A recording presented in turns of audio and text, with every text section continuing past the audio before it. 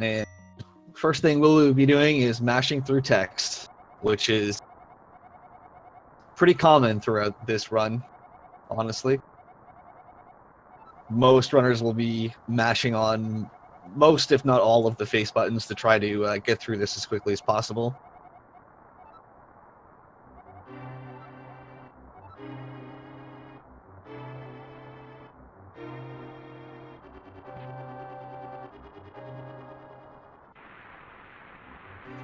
Go while we get everybody all nice and synced up here. So the one thing that Hiei did mention really quickly, and we're not going to go into too much detail about it, but a lot of the runners will be doing something called pumping while they're especially moving through Escape here and through first parts of Eastern. Without getting into the technical details, basically if Link is moving north or west, if you mash perpendicular to the way you're traveling, you'll get some extra movement speed if you do it correctly.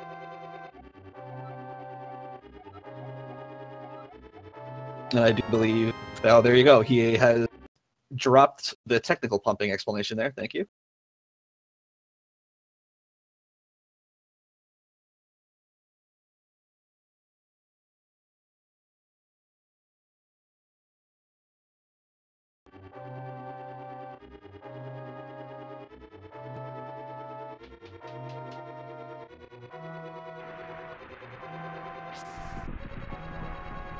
So everybody moving into the first part of Escape.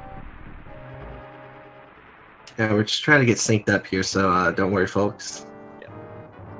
Looks like we're pretty much there now. Yeah, it seems so. Yep. Looks like everyone's getting to the basement of Escape soon. Might see some different strategies of how they killed that first blue guard. But let's see what our runners do here. I imagine most of them will be doing the turnaround spin, but we might see some poke spins.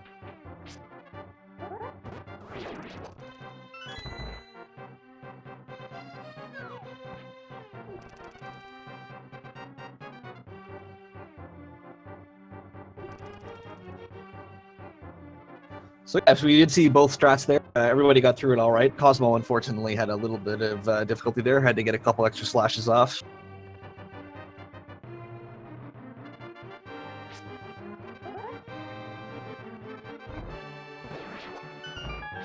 And then we'll be using a neat little strat here in this room using the boomerang to grab this key rather than needing to walk all the way over to it.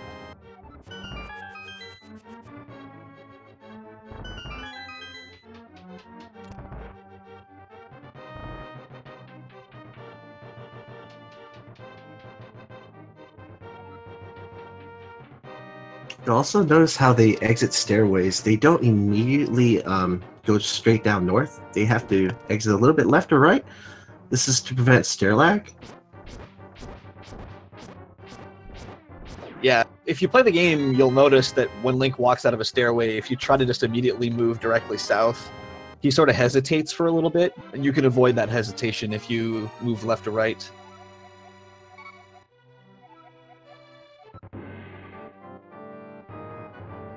And it looks like DRock has had a really nice sort of second quarter of Escape here, because I think he was, after the sync up, he was the last person sort of coming down the stairs down here, and I think he's the first person leaving now. So he's had a really nice little section here.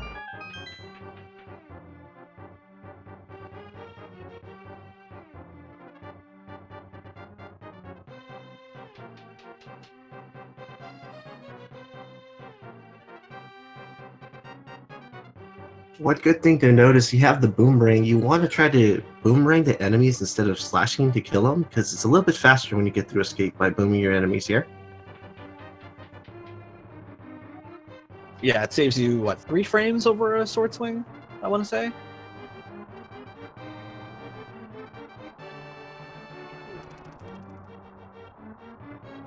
But yeah, the JSR, TheSabin, and DRock all really close together here.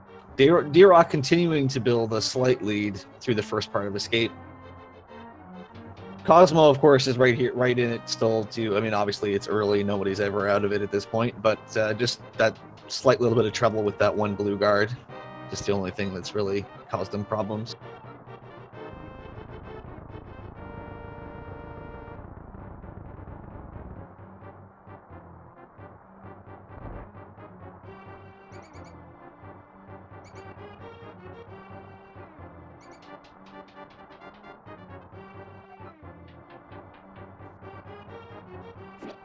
I don't have their exact PBs available right in front of me. TheSabin and DRock are both sub 130. JSR is a high 131, and c0smoh is in the 140s, I believe.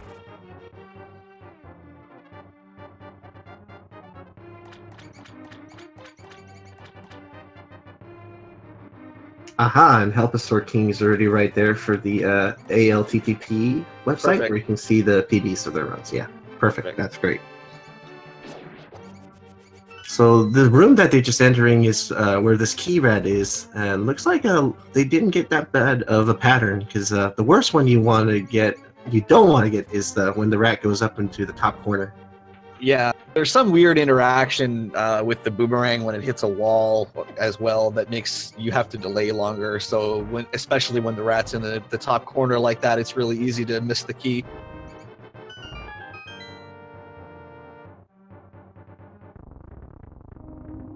Alright, we're at the first chest here. It's usually the snake heart.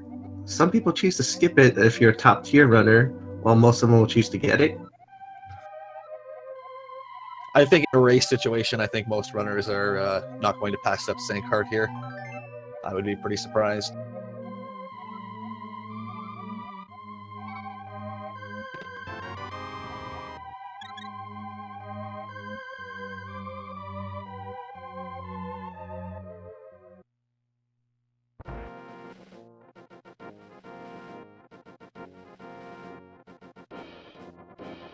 And now we're on our way to Eastern Palace. Movement, again, is going to be the really big thing here. It really will continue to be until we pick up the Pegasus boots in a little bit.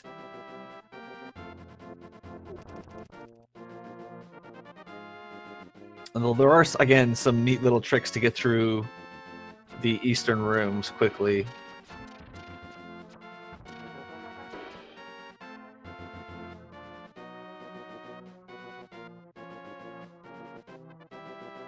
And the most important part about the pumping comes through on these stairs heading over to Eastern Palace. This is where you can double pump on them.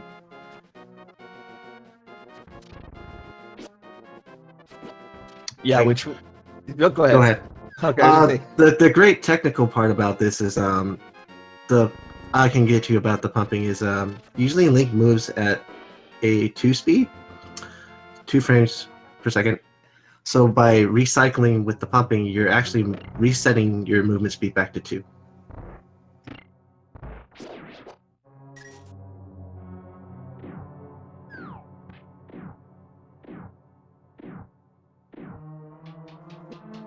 Pretty nice cannonball patterns there for both guys. And there's a neat little trick coming up here in the Stalfos room. So by manipulating where you walk in this room, you can actually get only 2 of the normally 4 Stalfos to spawn in here. And you can just take them right out, just as DRock just did with those pots, without even ever letting them show their faces.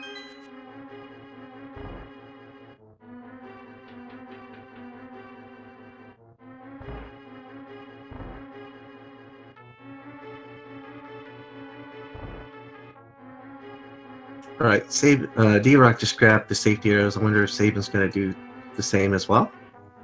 Looks like it, yeah.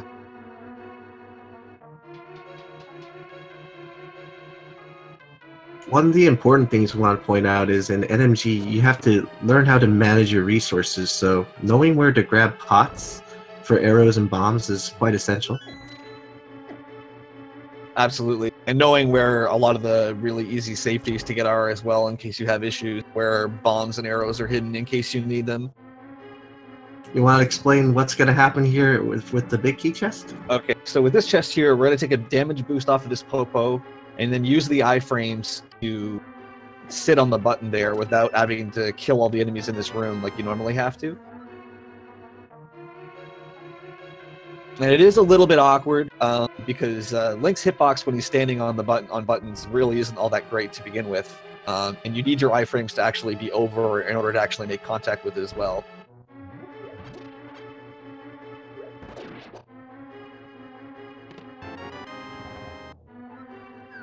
All 3 of the runners who just reached it though, no issues.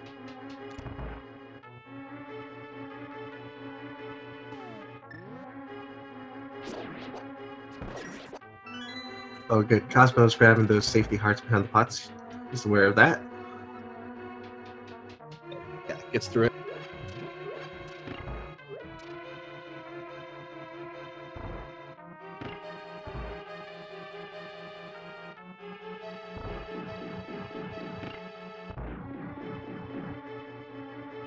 DRock in the Zelda gamer room, as it's known.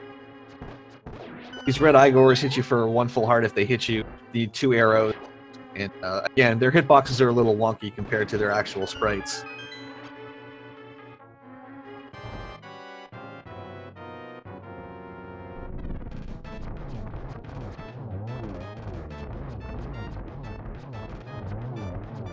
So far, it looks like everyone's using the top right strat for our Armos Knights. Everybody gets through it. Everyone seems to get through it there really nicely. DRock even firing the 1 swag arrow into the wall.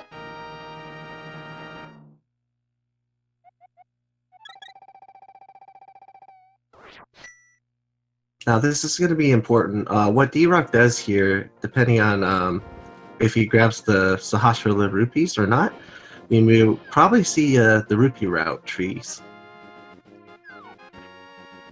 Right. I imagine most of the runners will be doing the rupee route. Perhaps not c0smoh. The other 3, I'm sure, will. So the easy way, if you're a beginner, is the room behind Sahasrara here has 3 chests in it that contain 100 rupees and 3 bombs. You can use those 100 rupees that are in there to pay Kiki the monkey in front of Pod later on. Or the other strategy that's quite a bit faster is to use the pull tree prizes, and we can explain those a little bit later when we actually get to them. And we just saw one of the speed glitches, a Japanese 1.0 exclusive with spin speed. By having those Pegasus boots, you can spin attack and touch a stair. And what you want to do is release your thumb into your dash at the minute you release that spin attack, and you'll be able to do spin speed by touching a stair. And you'll see it once again in DRock's screen here.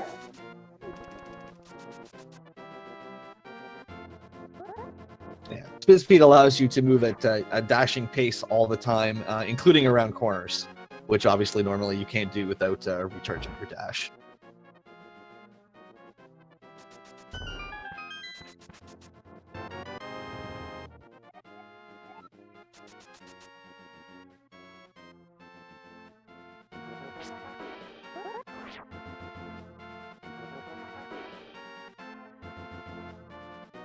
And on our way to Desert Palace, this overworld section here, there's a lot of dashing, a lot of spin speeds, and it's actually, again, it's one of those areas that I think is sort of sneaky tough to actually do well and consistently. I know for me, when I do my running at least, this is one of the areas that I find tricky to consistently do well.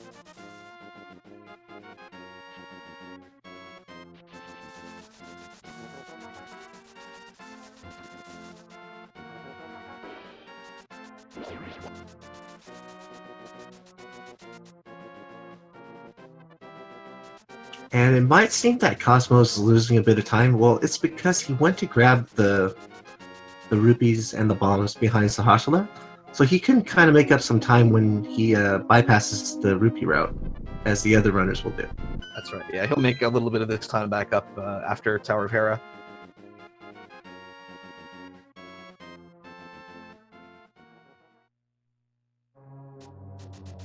So another thing we've seen the runners do a couple of times now that they have the boots is menu buffering, which is basically whenever you know you have to switch to an item coming up, the runners will, if they can, will try to set that menu to happen at the end of a dash where they need to change directions or stop a dash. That just allows you to get like the maximum amount of distance that you can out of each dash, which can actually, again, is one of those things that adds up to really small time saves throughout the entirety of a run.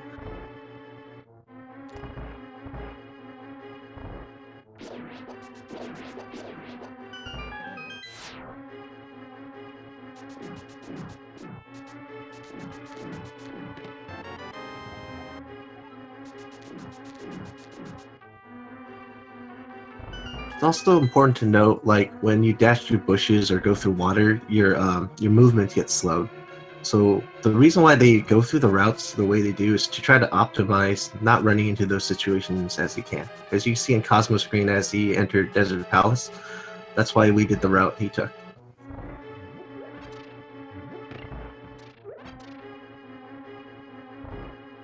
So we got some really nice sync going on between TheSabin and DRock right now. They are literally movement for movement. And for Cosmo, he's using. He tried to do the poke. Oh, he did the poke dash through the antlion there.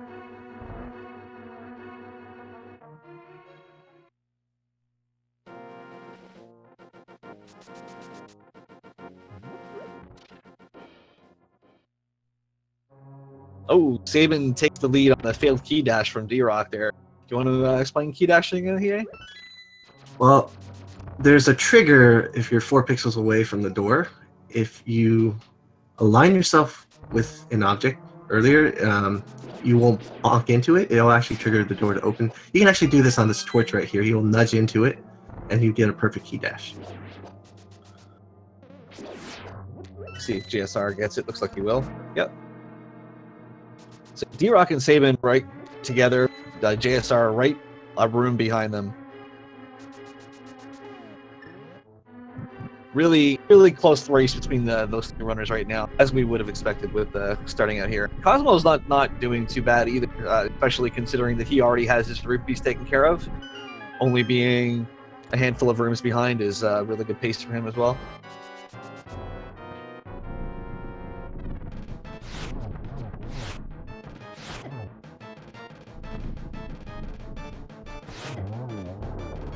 Sabin had a really good fight.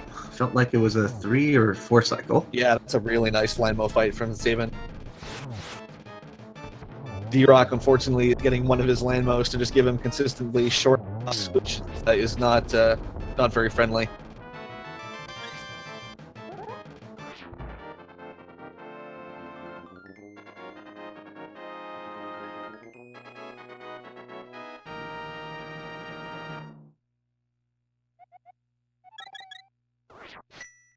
See how Cosmo got that that key dash right there is he was against the wall as he went through that dash. That allowed him to get that 4 pixels he needed so that it will trigger the door to open as he dashed through. Yeah, JSR also with a pretty nice Landmo fight, a 4 cycle, I believe.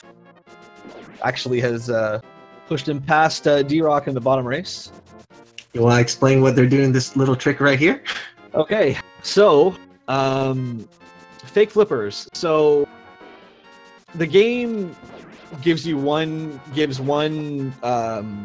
frame of leeway before it checks whether or not you're actually in the water and will return you to land. So if you land in the water within 2 pixels of the screen and transition the screen as soon as you can, you'll actually transition the screen before the game realizes you don't have flippers. And once you start the next screen in the water, the game just assumes you wouldn't be there if you didn't have flippers, so it lets you stay there. And all it really does in this route is just allows you to get from Desert to Death Mountain quicker than by taking the ground route, which is known as the Northwest Breeze.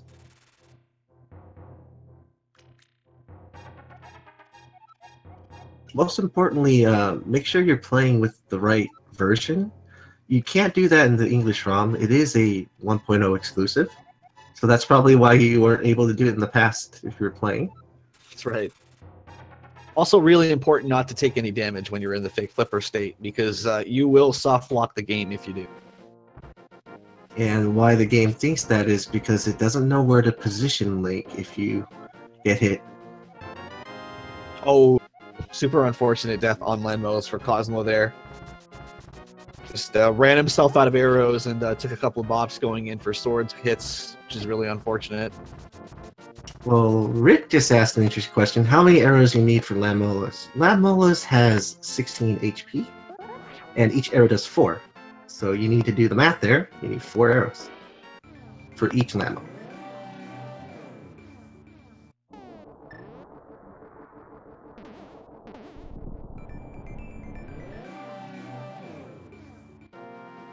Yeah, if possible, you really want to leave landmills with as many arrows as you can, as having excess arrows can speed up Aga's tower quite a bit.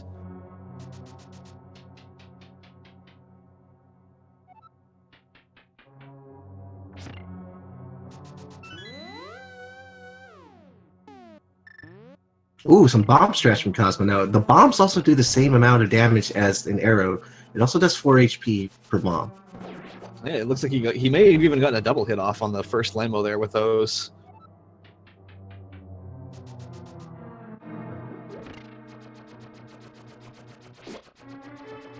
So it looks like JSR is setting up for the boom dash, and he's got it.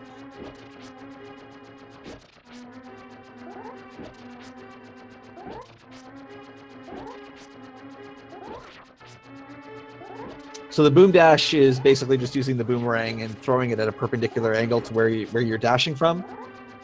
And that just allows you to get behind these blocks and flip the switch at the same time. It's a minor time save to prevent you from needing to hit the switch in the next room here. Cosmo with a really nice finish up on the Lamola's fight, especially since he only had 5 arrows going into it. That's really good.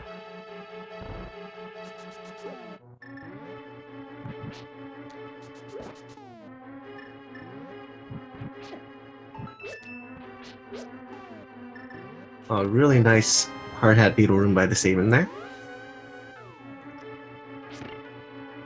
Yeah, JSR getting a little bit trolled by the Stalfos in the big key room. DRock's going to have to be a little bit careful here on a heart and a half going to the top part of Hera. Just about everything up in Hera actually does 1 full heart of damage to you, so this is going to be a little bit dangerous.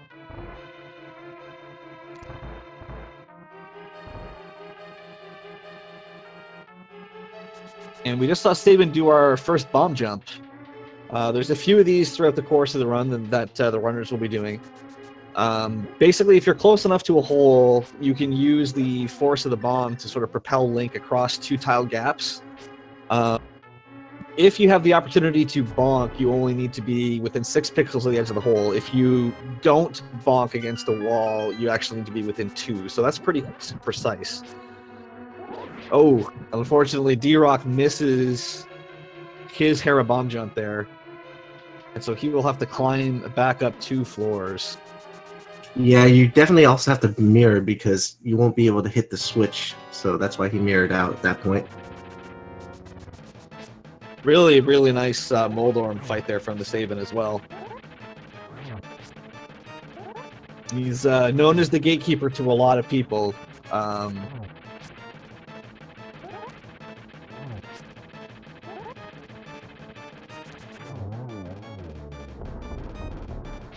Alright, looks like JSR made that Moldorm fight. A little bit of horse slashing there.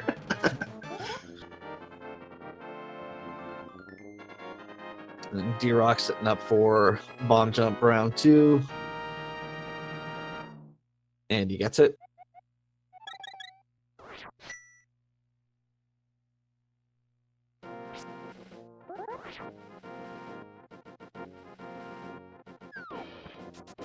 Alright, we're going to see the tree pulls here. Now, TheSabin's doing this to reset the tree pulls for another tree pull we're going to see in the middle of Lost Woods. But the very important thing is he's not supposed to be getting hit here.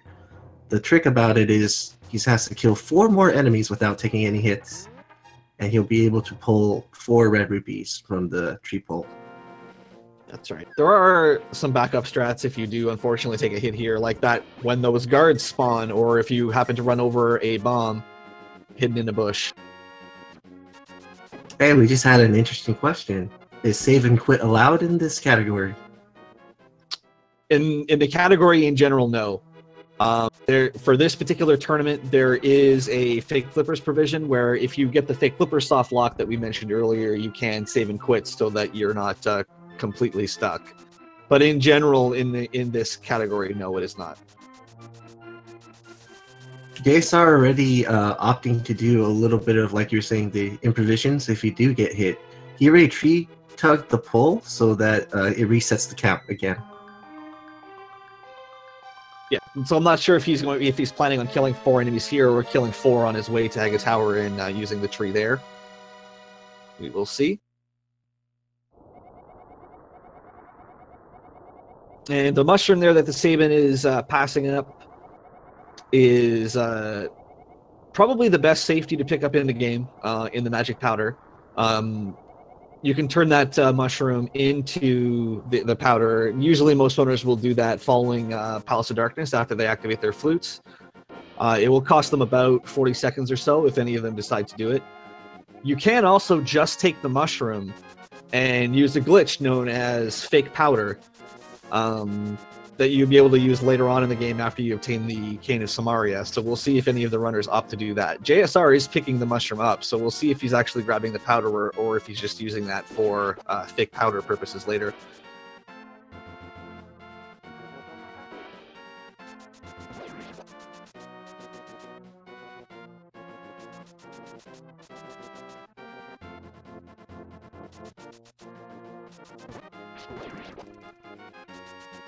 Alright, we're seeing Sabin heading to the Chain Guards range here. Let's see if he uses the spin attack 2 arrow strat and the sword beam. There you go. Yeah, really nice. And you can see why he sword beamed the enemies and dashed through those 2 guards. The reason why he's doing that is he's trying to preserve his prize pack down, because prize packs are given based on certain enemies you kill in this game, and by dashing, it actually keeps the count down. He's trying to manipulate so that later on in the dungeon, such as Turtle Rock, you'll get a fairy there.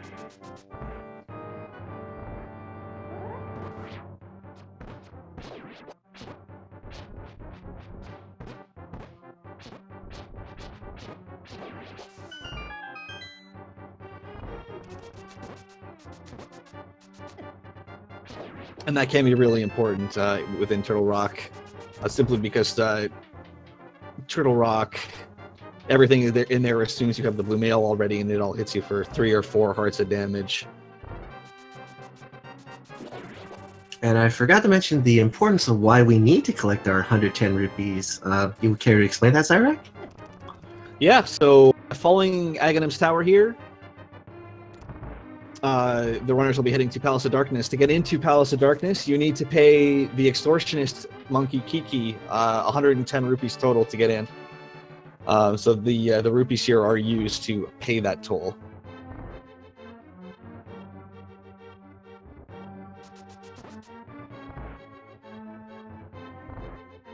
Oh, c0smoh tried to go for that bumper skip there.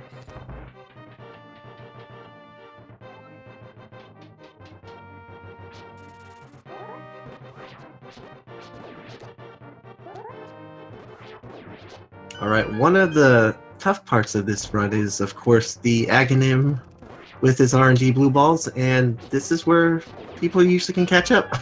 That's right, yeah. So, assuming you don't miss any of the yellow balls you need to kill him, you can get a maximum 15.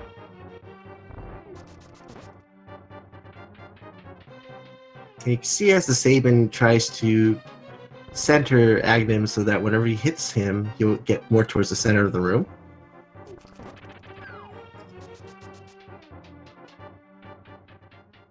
Unfortunately, Agus looks like he's enjoying planting himself against the wall here, which so doesn't really help with that. So far, I think he only had 1 blue ball, so this is good. And you're always going to be guaranteed an energy ball after the lightning phase.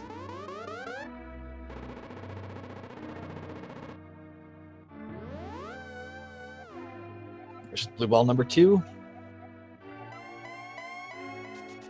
Oh, c0smoh. Yeah, I know. I just felt the same way. Ugh, it's getting bodied. Hence why we have a nickname for this boss. It's called Troll Dorm for that reason. And then c0smoh gets bodied by the beetles on the bottom floor. And takes an unfortunate death there. Yeah, I see some frustration slashes. Anyone who has run the game has definitely been in the Troll Dorm fall mode before.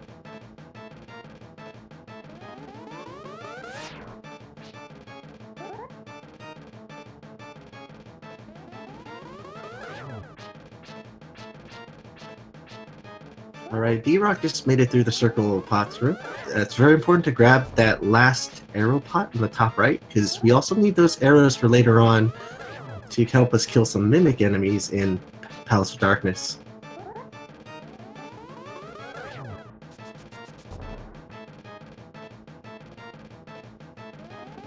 JSR, I'm not sure how many blue balls JSR has picked up to this point.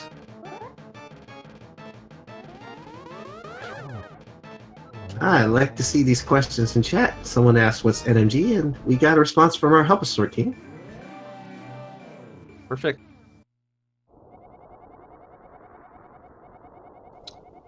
So the circle of pots if the guard walks left. So actually, in that room, if you pick, there's 2 pots immediately in front of you as soon as you walk out.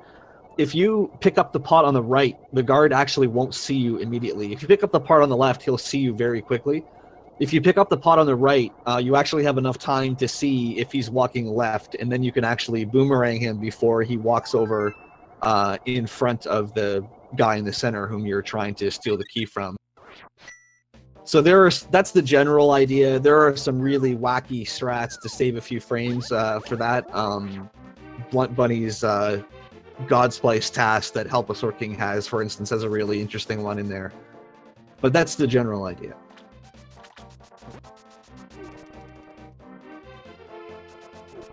All right, Cosmo's trying for that spin speed here off the steps here, as we mentioned.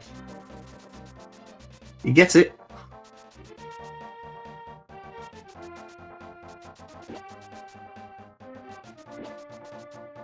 All right. So Cosmo on his way to Agate Tower now. DRock getting through Aghanim 1. And the TheSabin in Palace of Darkness. I believe he is on his way to do the hammer jump here pretty shortly. Just has to grab a couple of the big key here first.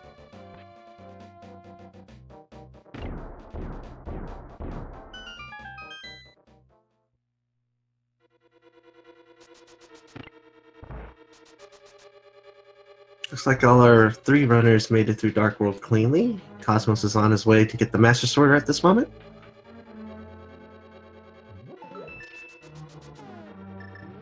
So TheSabin is going to be grabbing the big key from this chest here, and then he will be headed to the big chest which contains the hammer. To get there, most of the runners will probably be doing a bomb jump that's known as the hammer jump. Help Us Sort King with a fantastic link there, thank you. The hammer jump is a really particular bomb jump. It's very forgiving on the x-axis, but it's pixel perfect on the y-axis on where you need to place the bomb and where you need Link to stand.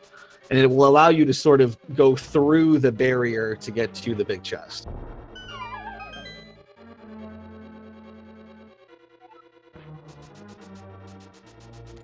And it looks like Sabin's using the pause buffering to figure out how to do his hammer jump. Some people will often do the sword buffers or select buffers. Right, it all depends on what you're comfortable with in terms of what you use to line up the... Oh! DRock, unfortunately, does not have 110 rupees. And so he is going to visit Sahasrah's closet to pick up a few here. Well, it's good he remembered he needed to get those rupees for this. I believe he actually took a bop after picking Kiki up, because I'm pretty sure he had 112 leaving Aga 1. It's the dangers of this is if you do get hit, Kiki will ask for another 10 rupees for you in order for him to follow you once again into Pod.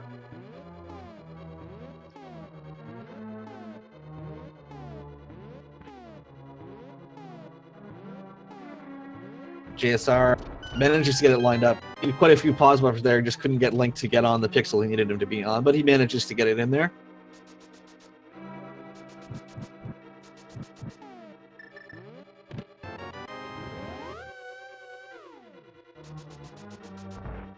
Alright, TheSabin has preserved his sword beams. Why we like to have that is when you get into this next room here, you can save a menu, because you just need a sword beam to switch here.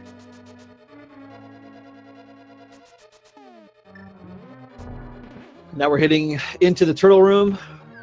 It's a really nice strat. I'm sure we'll see TheSabin go for here to take them out. Ooh. Oh, all right. Pretty good. Oh, just missed one.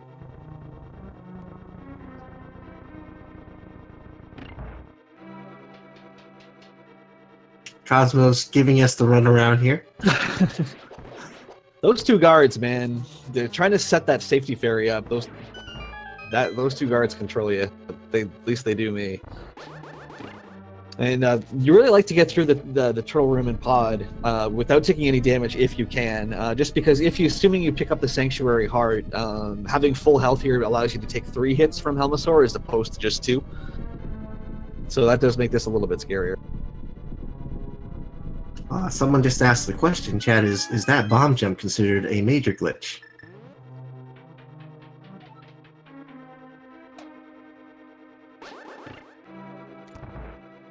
No, I mean, glitches are sort of defined, you know, in their own individual ways. But I think the general rule that I like to use on what's major and what's minor, anything that involves Link going out of bounds or completely changes how an item is intended to function, is generally concerned to major, and everything else is generally minor. I mean, that's a really general sort of shakedown, but it's a good rule of thumb, I think. Alright, we didn't explain what happens here with Helmasaur. It does take 17 hammer hits to his mask in order to break. Some runners use a strategy where if Helmasaur fires out a fireball, they preserve that final hit so that when you do break that mask, it'll despawn all the fireballs that have appeared on the screen. JSR going with the arrow Uzi strat there.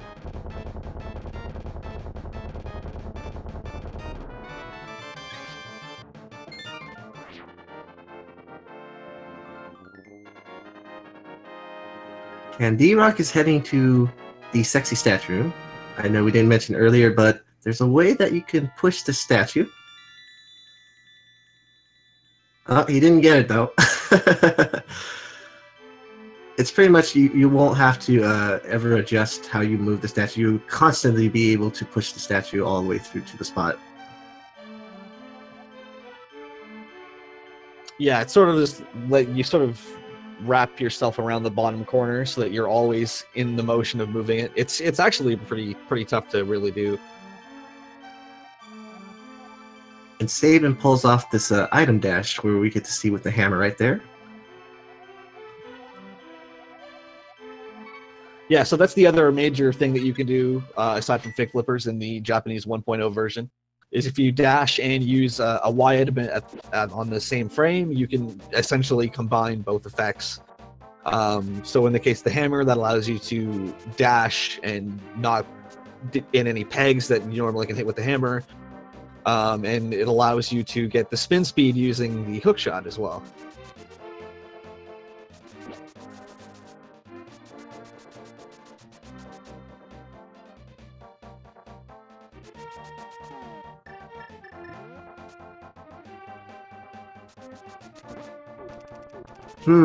Someone in chat says, am I a robot? Good question. You should ask that to ACMLM as well.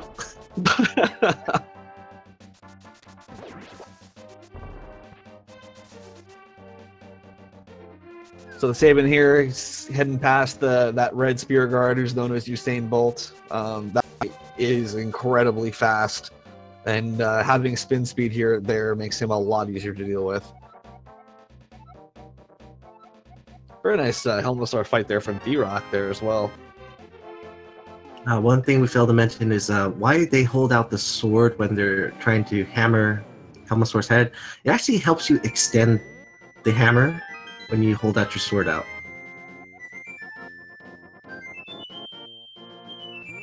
It also gives you a bit of tink and recoil if Helmasaur moves into you, which makes it a little bit safer if he decides to charge you.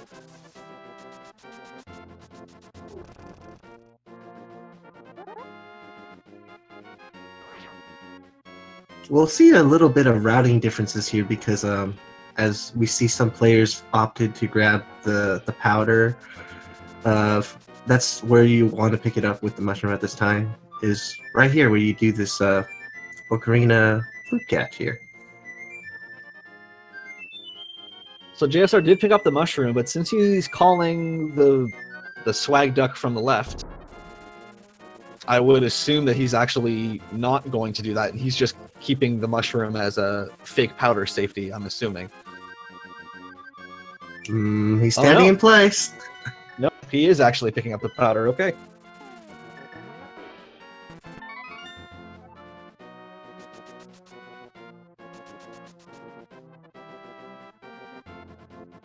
So since this is an NMG race, you are allowed to watch the other runners. I don't know if JSR is watching c0smoh or not, but because JSR knows he has about a dungeon or so lead at this point, he may have been intending fake powder, and now that he realizes he has a lead, he wants to be safe and go with the powder itself. I don't know, but that's also a possibility.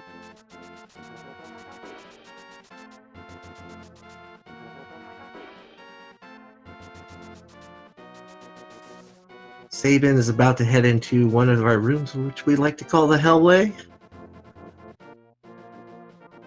Very nice, hitting the God Pixel, yeah. Great move.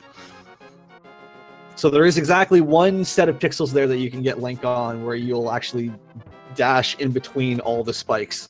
You can get unlucky, and the Patrick Stars or the Fire Snake that are in there can knock you off it. But if you get lucky with the enemy RNG and you hit that one set of pixels, you can actually bolt directly through there.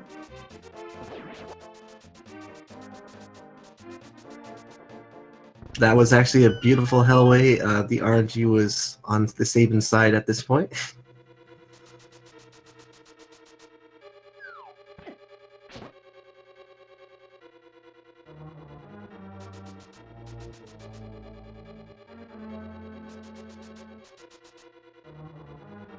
DRock making that great spin speed over Usain Bolt there. That's right.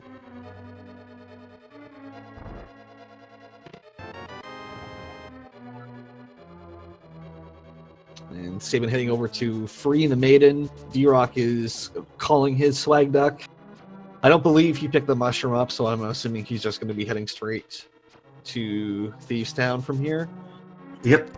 And I'm wondering if he's going to grab any hearts back from the apple tree. There is a tree that he's about to head to where he can bonk into to get some hearts back.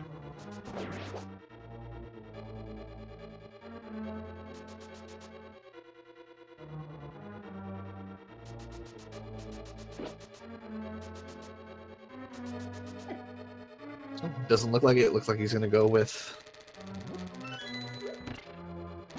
the health that he has.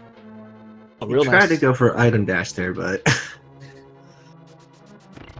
real nice conveyor room there with from the TheSabin getting through those jellies and being able to dash the entire distance.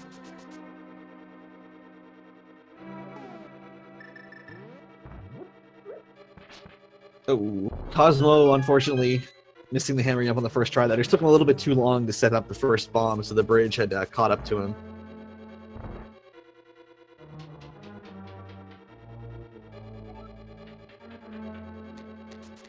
Take his time doing the pause buffering here. And the TheSabin's doing the blind fight here. It is a pretty scripted fight if you timely hit blind. And it looks like he got it. Yeah, if you hit blind as soon as he's possible of being hit, usually by holding your sword out and poking, you can get him to behave exactly the same way every single time. c0smoh gets through the hammer jump there though, and is now going to be on his way to Helmasaur. And I know chat has asked what happened to c0smoh. One word: Trolldorm. Trolldorm happened. Landmo's also unfortunately took their pound of flesh in his run for him too.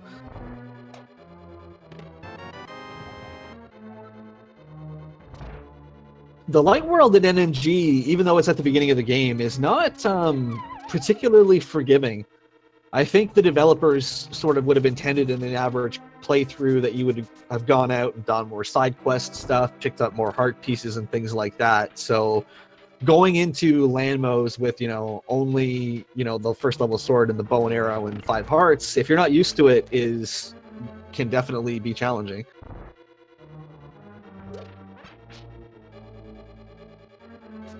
And here's why we like to go this route, is we get our tempered sword. Though the game intended us to want to beat Swamp Palace as our number 2 dungeon here. Yeah, that's right. We do Thieves Town immediately after Pod to get the Titan's Mitt, and basically the main reason we do it in this order is so that we can get the tempered sword here. It just makes going through the bosses a lot quicker, as well as a lot of the regular enemies.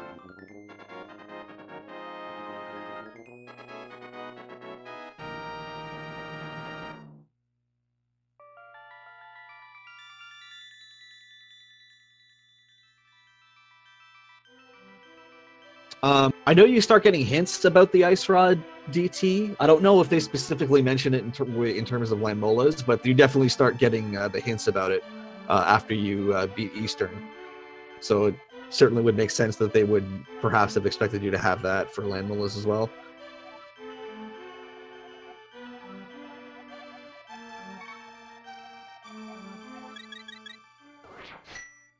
The nice very nice fence dash there from TheSabin, getting around that in one single dash rather than needing to break it up.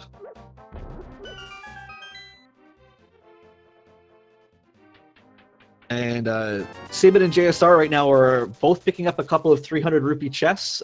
These will be used to purchase the flippers from King Zora following Skull Woods here.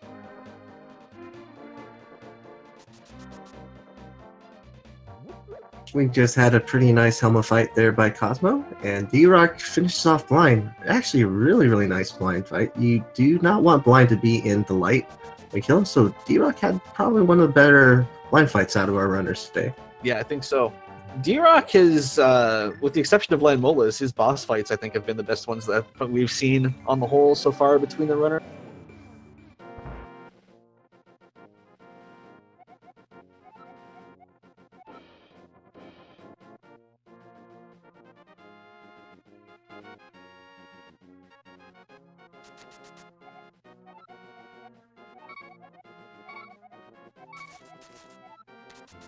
And TheSabin will be heading up here to do another bomb jump to get to the fire rod.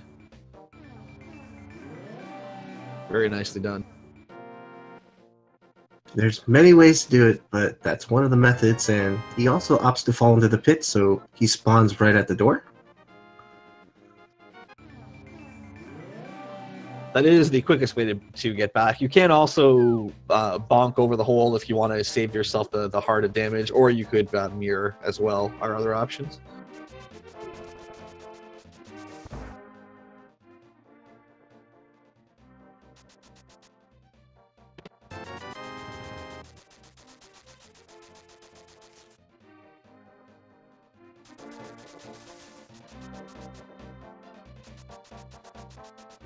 Another key dash there by just sort of brushing up against that block. Most of the permanently affixed objects will line you up within that 4-pixel length that you need to be able to do key dashes if it's available to you.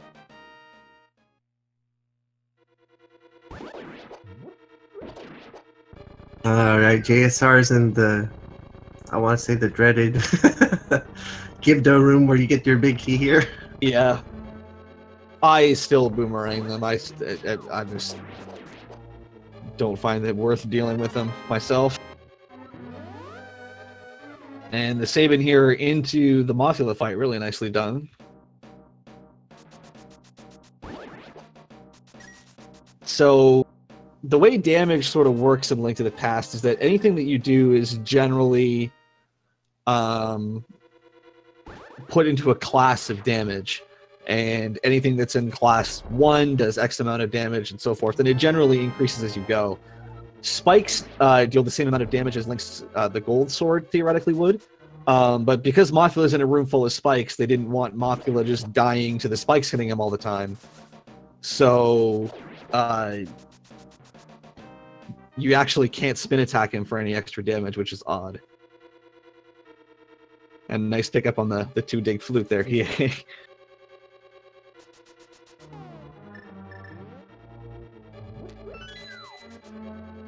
That was a really nice spin feed by c0smoh. He's able to get past Usain Bolt. Oh, he's going to grab the safety. See, this is a different route divergences. If you want to grab your safeties, you want to do it right here. And if he wants to pick up the net, then I'm sure he'll be doing that here as well. And he is.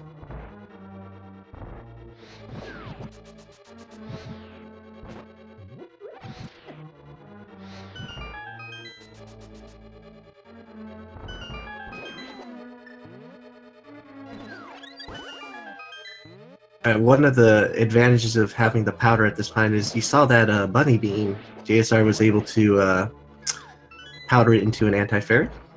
And you want to do that before it moves, and then it will change to a fairy.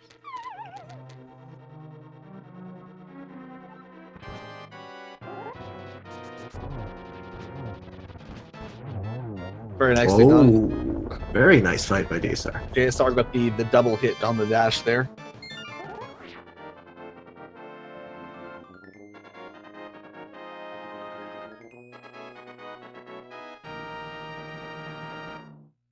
Alright, TheSabin needs to get something to throw into the... So he's going with bombs. Wow. I've never seen that before, but I don't think it works that way. Gotta get that signpost. Oh, man. Alright, there you go. Okay. Don't, yeah. You just saw, do not jump off the ledge with the thing, though. You'll lose your signpost.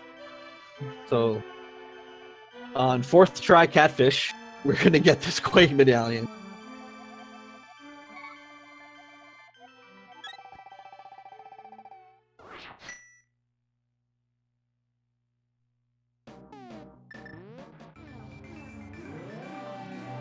And then we'll be headed to King Zora for our flipper. And I don't think we got to see it there because of those shenanigans. But I'm sure we'll probably see it from DRock and JSR at least as they head up there. Are quick warps. So there are 2 x-pixels, well, 2 pixels on the x-axis, I should say. Oh, actually, DRock just taken a death there. I didn't see where that was. If that was intentional or not. Probably not, considering where he is. I think he got to the Mothula fight. That's really unfortunate. Be careful with his magic here to have enough.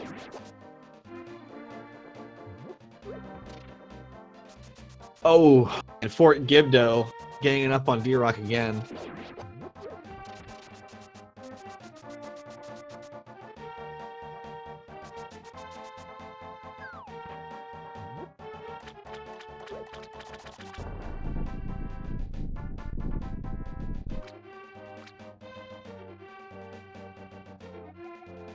Yeah, now he's just going to be taking these Gibdos out completely. Oh man! Oh no!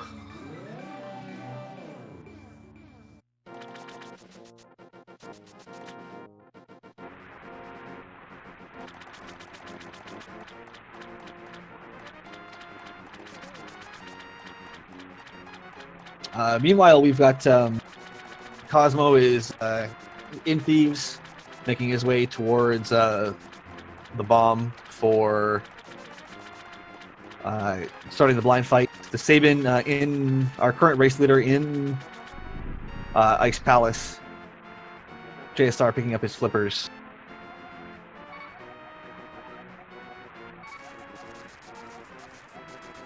c0smoh's definitely playing a little bit safe, powdering the anti-fairies out of the way.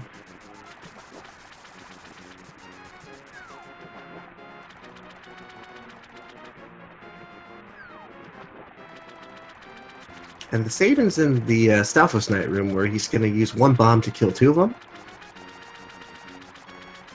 Yeah, and that works because the Stalfos, all the Stalfos Knights in a single room can only be in either one state, either the vulnerable or the invulnerable state. So by knocking down one of them and hitting both of them with the bomb, you actually sort of transfer the vulnerability to the one who hasn't been knocked down yet.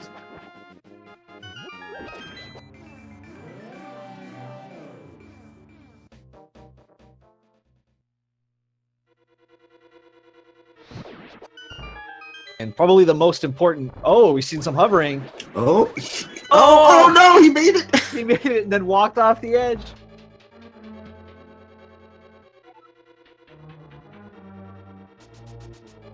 Down to his last bomb here. Oh, he makes it. Oh, great. Whew.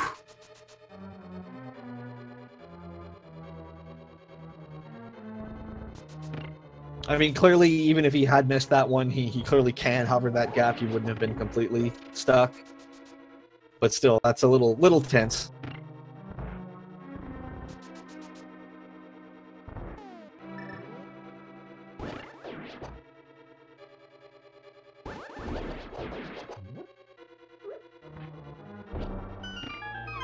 Correct. They are the higher seeds, are the runners to the left. Yeah, the top race is a number 2 seed versus a number 4. The bottom race is a number 1 versus a number 2.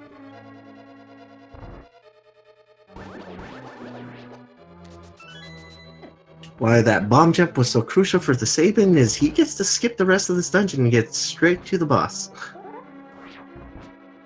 Yeah, the intended way through Ice Palace is this really long, convoluted route that essentially makes you go through the dungeon 2+ times. And instead, we just bomb jump or hover past those pegs and basically just skip almost all of it. Since the big chest item here is just the blue mail, it's not really necessary for anything going forward. We see a 6/ strat here by TheSabin. Nice. That one puff does get out, but not for long. Nicely cleaned up. Meanwhile, Cosmos is in our scripted blind fight. Making good use of the sword beams there to stay out of harm's way for the most part.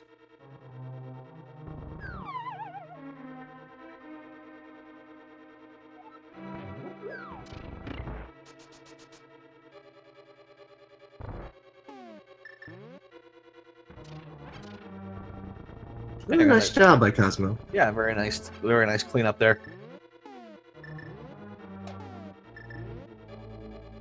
Alright, JSR is heading into Cold Stare. Let's see what strategy he decides to do. I would believe it'd be the 6/. Yeah, I'm pretty sure JSR does the 6/ as well.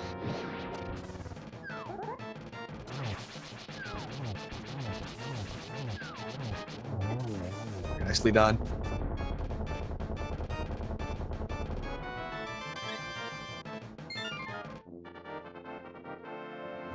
DRock will be essentially high-fiving JSR on his way out of Ice Palace. Maybe won't quite be there, but pretty close. Oh yeah, that's right, the crystal animation. I forget how long this takes, although Ice Palace is one of the shorter ones.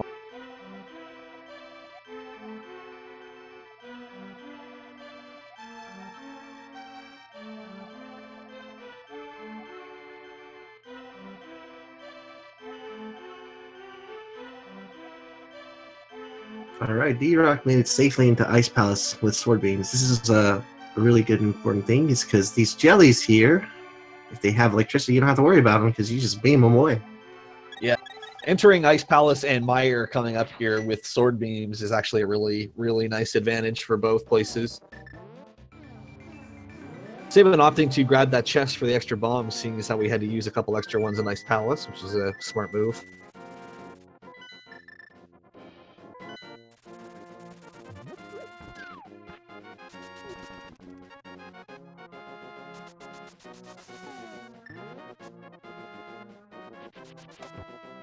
Let's see how JSR enters Swamp House here. He does go for the quick warp. That's a free quick warp if you enter that portal from the left.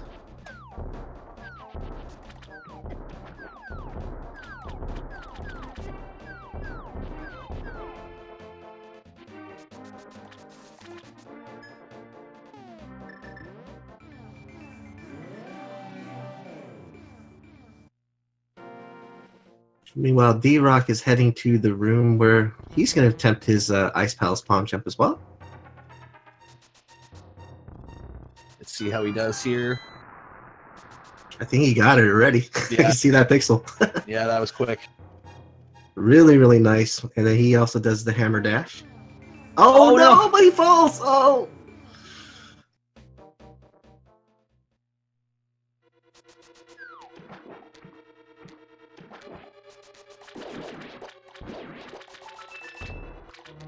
Oh no, again! DRock, please! Oh man. I don't know if he wants to use this bomb here or not. Yeah.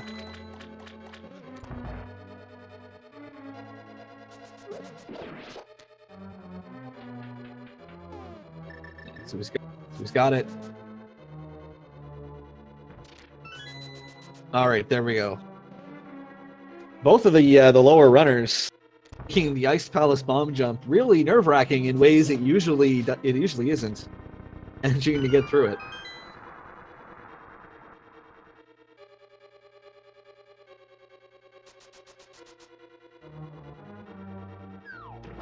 Oh, Cosmos is in this dreaded room. Yeah, he's not fooling around with those Gibdos. He is just going to take them out with sword spins.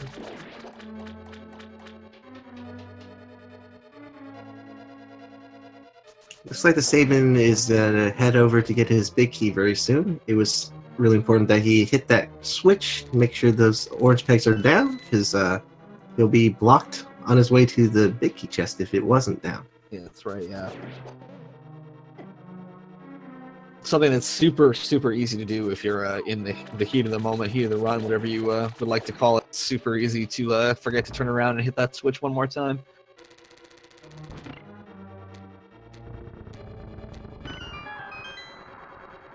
Ooh, really nice fight by DRock here. Yep, really nice.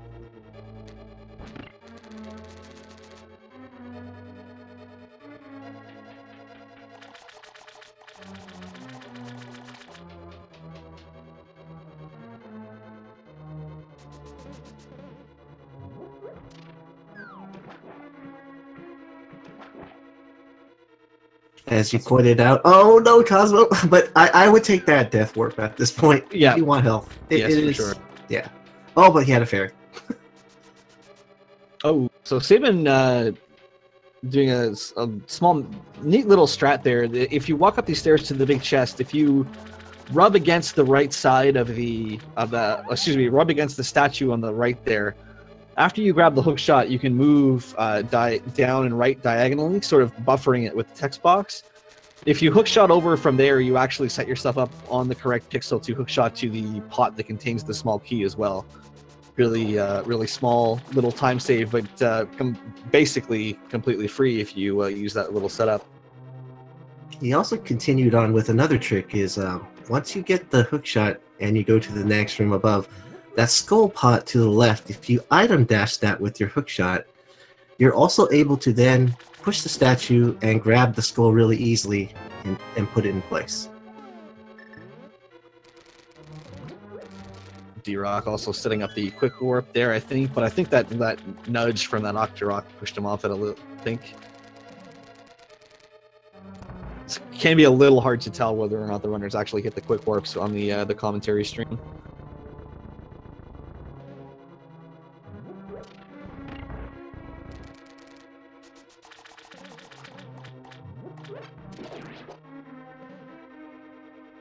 We see an item block dispersal on DRock's screen. You can do that by pressing Y as you push the block. It'll disperse that. That is a 1.0 exclusive as well.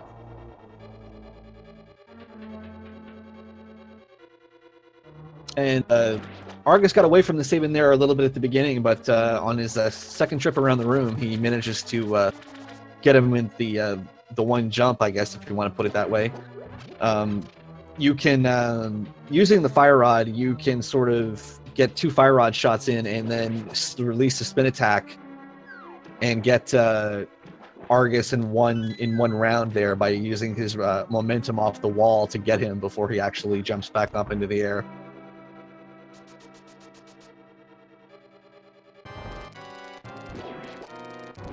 Meanwhile, Cosmos took down Mothula, survived the fight. Good. And JSR is also in his Argus fight now. He's gonna do that strat you told me, Zyrat. He gets it. Ooh.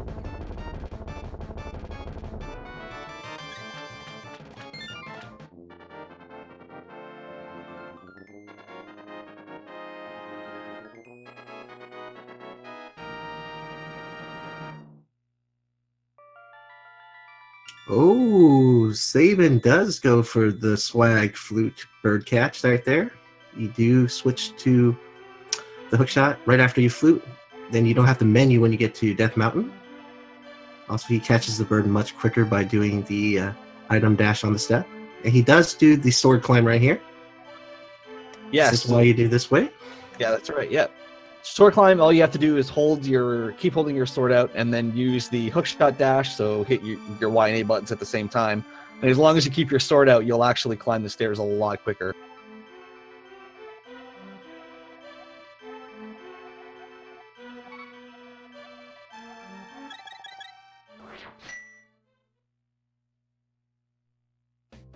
See, he does the free swag duck catch over here as well when he flutes. Yeah, he does. Oh, he stands in place.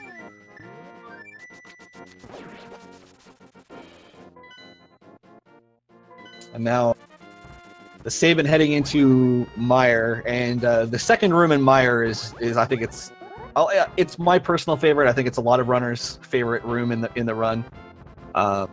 Being able to one cycle all the whiz robes in that room is just really fun, really satisfying to do. And yes, I suppose we love this room. Do we get a bird toss? I don't know. Oh no, we don't. We got something else though. We get wings. We got the bird wings.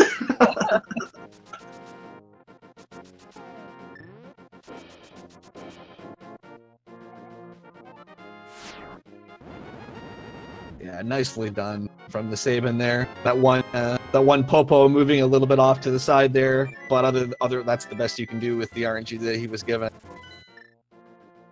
I love how chat just pointed out. Yes, we just got barbecue. Yeah.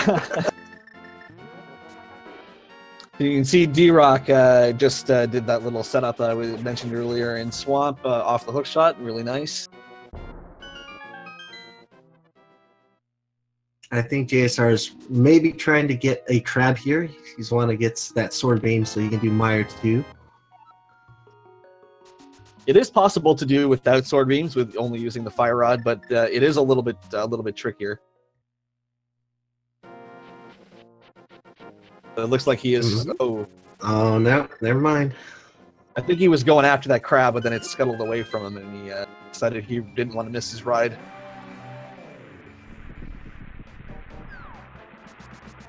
All right, some push the block torch strats here. So 4 torches in Mire is typically a time you usually look at finishing the game in about 20-21 minutes from here,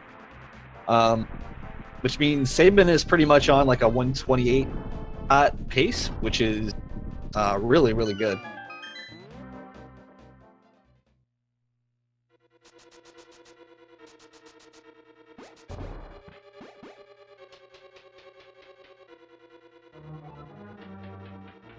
Alright, let's see how DRock manages his Argus fight here.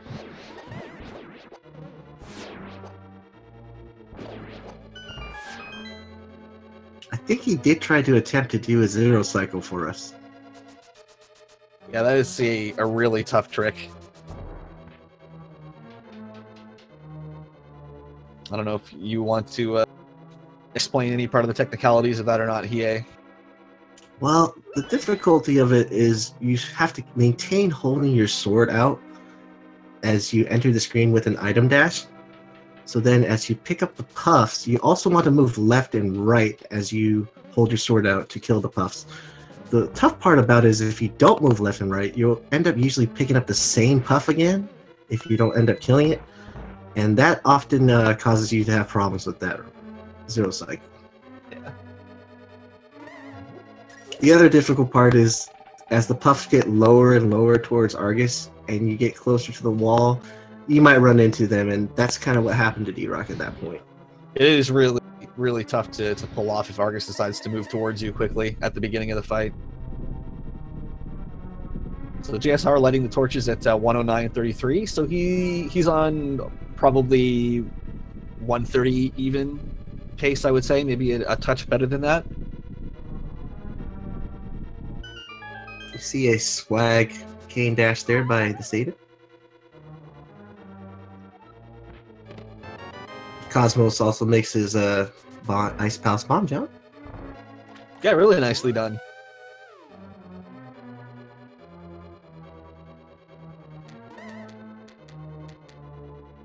It's also good to note Sabin's hard count here.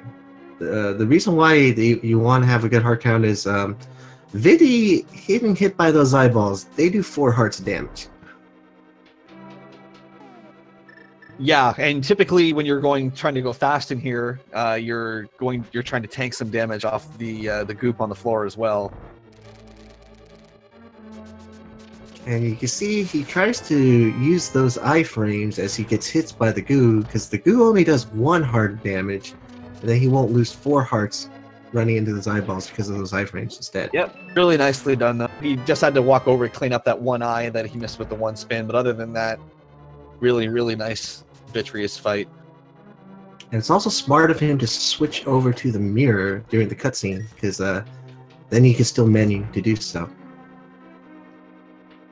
See Cosmo picking up a safety fairy here for the Cold Stare fight. Cold Stare also hits really hard, so that makes a ton of sense.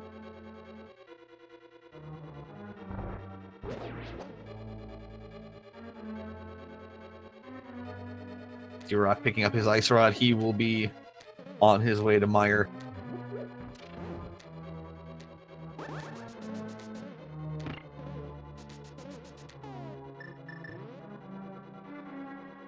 Let's see what Cosmo does here. Oh, didn't hit it in time for the puffs to get over. Now he has to watch out for getting hit, and also the ice that falls off the screen. Yeah, this I'm sure this precise situation is exactly why he picked that safety fairy up.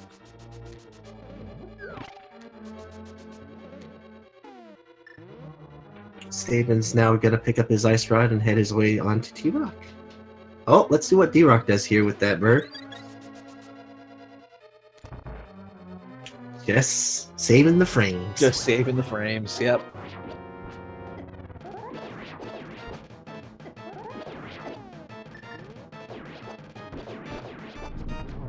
Really nice. Ooh. 0 cycle on Vitreous there from JSR. Really nice Vitreous fight. That fight has now been known. The strategy that they've been pulling is the WQ Vidi.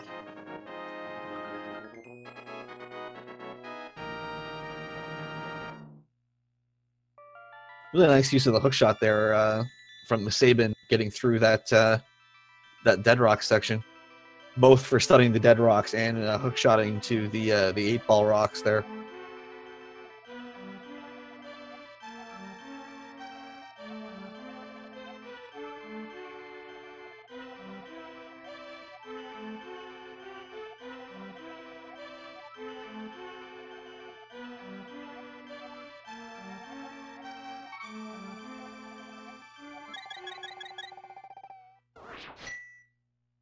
Let's see what Cosmos decides to do here. Some runners like to pick up the Ether and the Ice Rod right now, or they go into Swamp and do it after. Fleeting to Forest, it looks like he's opting to do Swamp Palace first.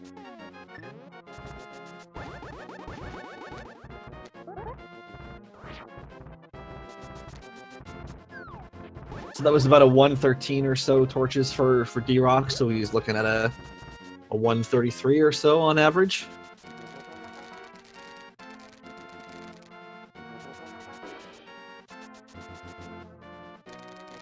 One of the fun strats is about to happen here on the TheSabin screen. Care to share that for us, DRock? This torch room coming up here? Yep. Yeah, so neat little strat here. After lighting these 4 torches is just a hook shot to one of them to pull you off the platform rather than waiting for it to go all the way around. Definitely much quicker than the intended way. And also be using the hook shot invincibility frames to get past these rollers here.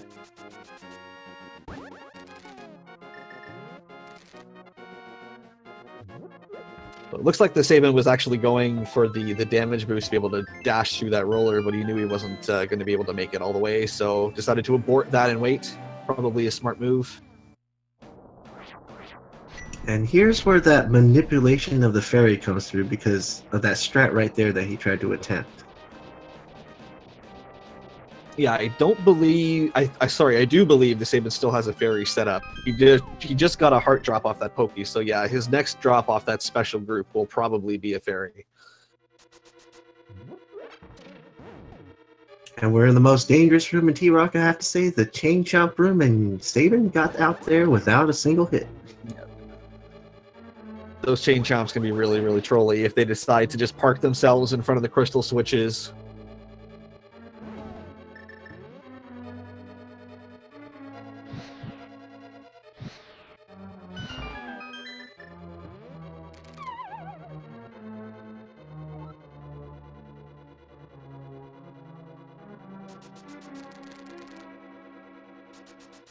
A little thing here, because DRock used his last bomb to blow up that wall, he actually gets a free menu to the fire rod, which allows him to hit that switch a little bit quicker.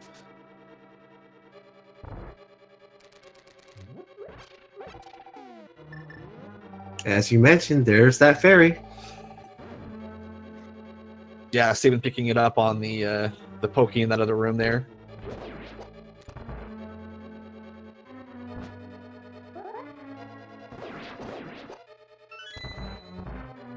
Well, I'm looking at DRock's screen because he has 3 hearts. This is, oh my god, scary. Oh, DRock taking a death on Vitreous. That is one of the more costly deaths that you can take in the run. Cold Stare and somewhere in Ganon's Tower are the only ones that immediately strike me as potentially being worse.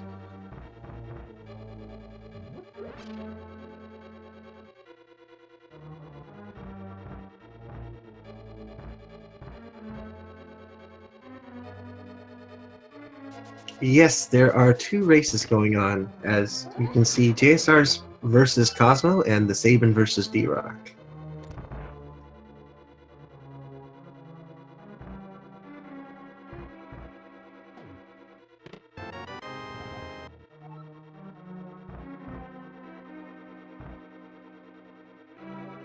Yeah, so for a quick summary of why we're at where we're at, c0smoh unfortunately had a couple of deaths in the Tower of Hera and a death to the Land Molas. DRock had a tough Land Mola fight, which put him a little bit behind, and then has had a really tough Skullwoods and a tough Mire here now as well since then. And DRock just demonstrated for us the laser skip.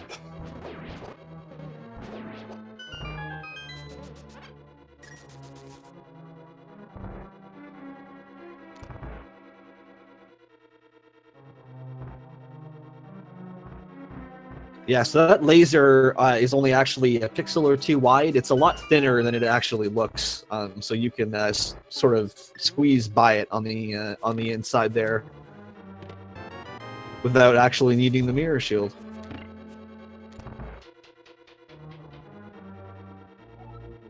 So Sabin doing the front door strats here on Trinex. It is possible to actually dash behind Trinex, which can be a little bit faster. Yeah, it's trying to ensure the 1 cycle by doing the backdoor strats there, but you can also do it front, but it's a little bit harder.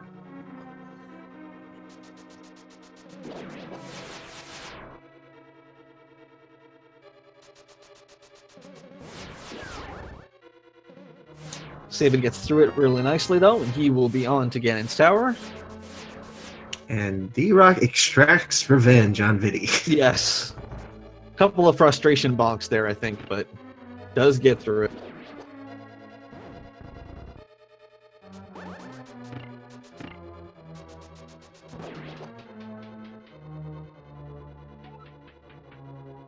JSR heading off to the Trinex fight. And c0smoh heading over to Argus. Another thing to note was TheSabin was really smart to switch to the hook shot immediately before Trinex was going to explode.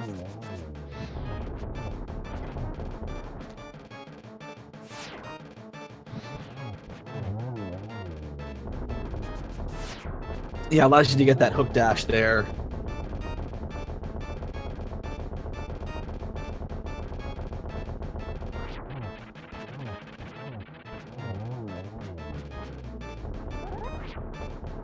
And nice Trinex fight for JSR, nice Argus fight for c0smoh. Both of them will be moving on to their next dungeons. DRock going for the Waffle House drive-thru, and he gets it. That was definitely a really, really clean use of spin speed there. Or hook speed. Really nicely done. I know by his standards, DRock is having a tough run, but glad to see that he's still having a little bit of fun with it.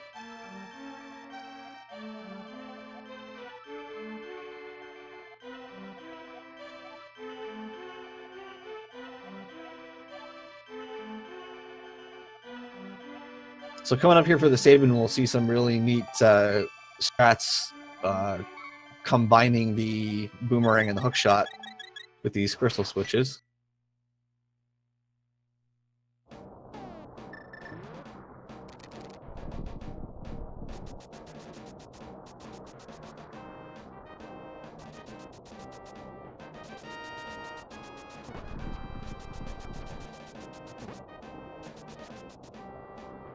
Alright, JSR is going to head into Ganon's tower.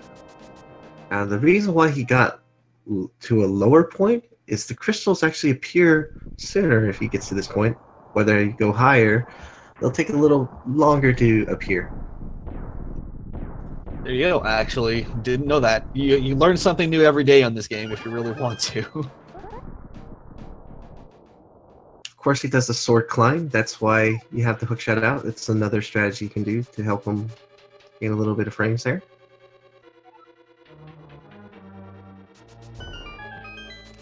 TheSabin grabbing all the arrows he can for this Ice Armor's fight. You do want at least 18, preferably at least a few more, in case you miss one.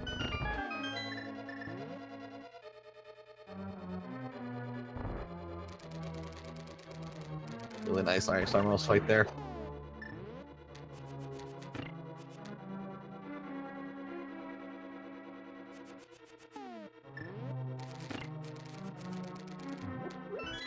Really nice roller room there from DRock.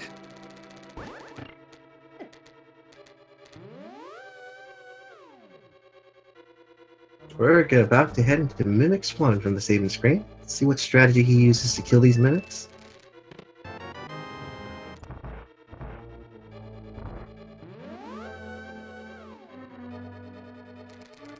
That last one trolling him a little bit, gets through it.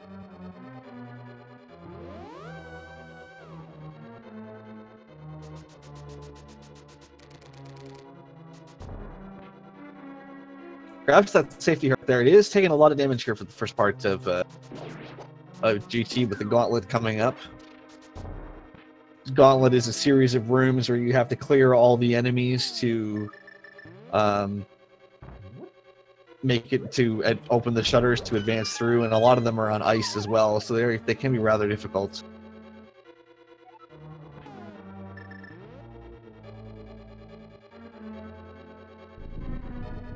Ooh, DRock had really good RNG for that room to the big chest here. I mean, big key. That's probably the best one you can get. JSR having a little bit of trouble here with the ice arrows, but he does have quite a few extra arrows, so manages to get through it.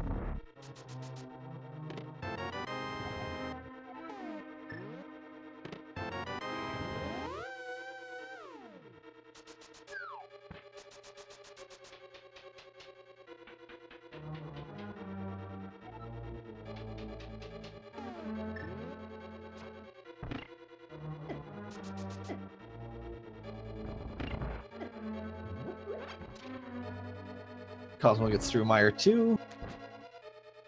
And Landwell is 2 here from the TheSabin. Really nice. Saved himself a little bit of magic with the 1 tempered swords.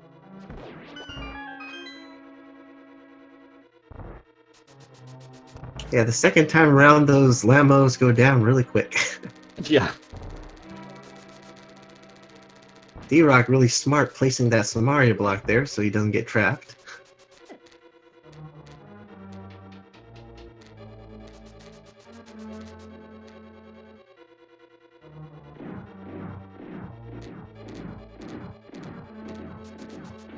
SabIn moving on to this 4 torch room. A little bit tricky to stay away from the edges of the or excuse me, stay away from the sides here, which slow you down. But no problem for him.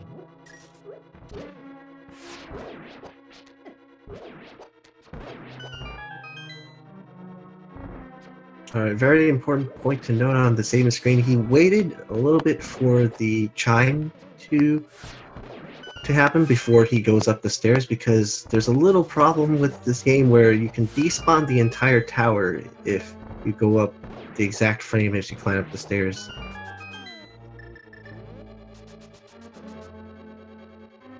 Yeah, which is really super unfortunate when that happens. SabIn going for the hover on Moldorm 2. Oh.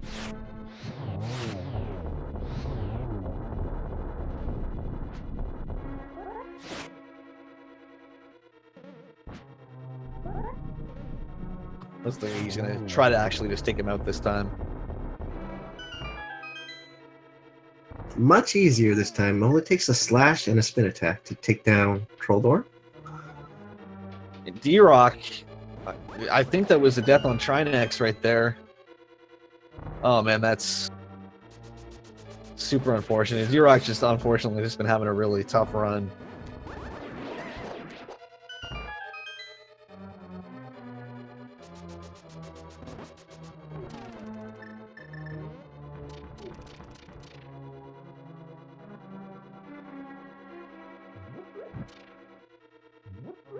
JSR, yeah, I think JSR actually could be on PB pace right here, actually.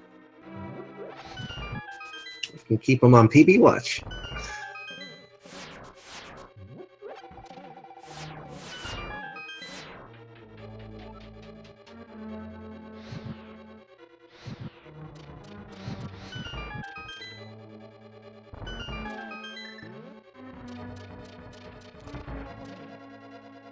Nice Aghanim 2 there from the SabIn.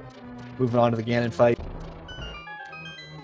JSR is moving on to Moldorm 2.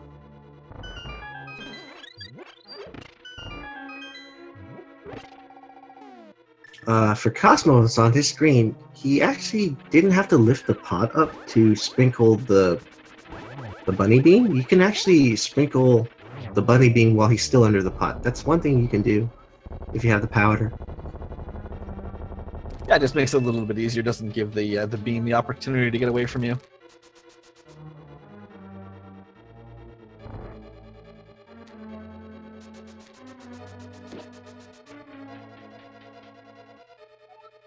Oh, SabIn unfortunately actually hooking that torch, and so got pulled into the fire bats.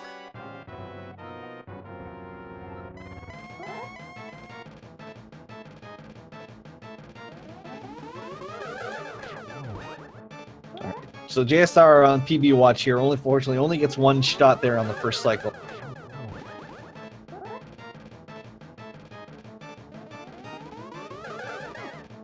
Oh, the blue balls. Still got one hit in there. I think those two both hit at the same time, only counted as one. Oh, apparently not. Okay.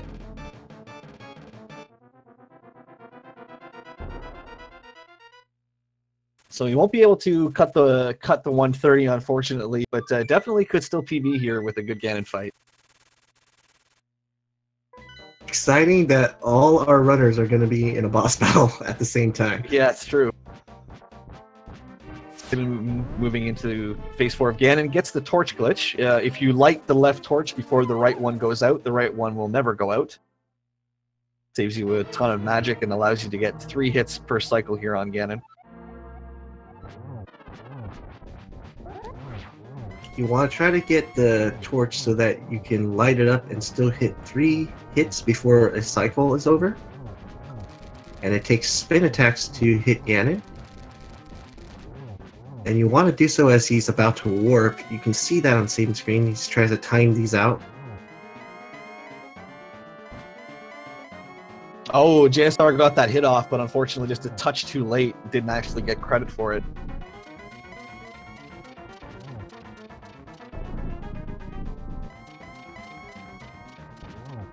TheSabin, though, finishes up Ganon really nicely.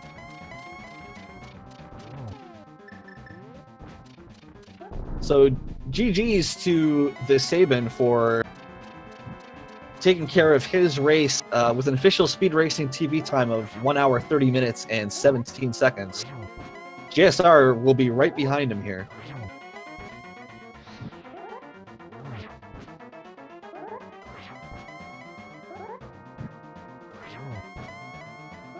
It's GG's in chat.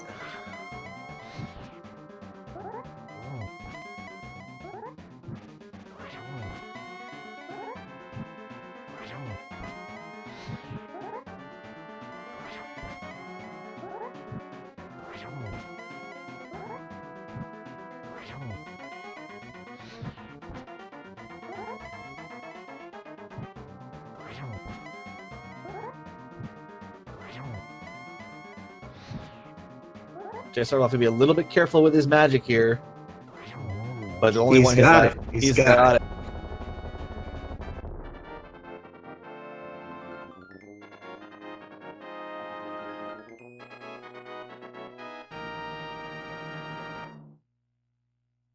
So JSR wins his race with an official speed racing time of 1 hour 31 minutes and 27 seconds, which is a new PB for him. So GG JSR. Definitely exciting to see that happen.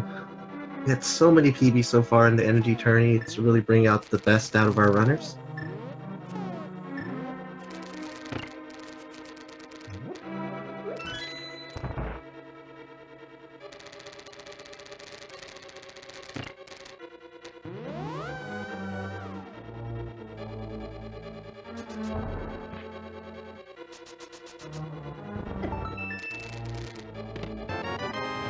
Yeah, JSR, just because of he's using the IRC for speed racing, I know he manually does his click or his stop done before he actually stops his timer, which is why there was a couple seconds of runoff there.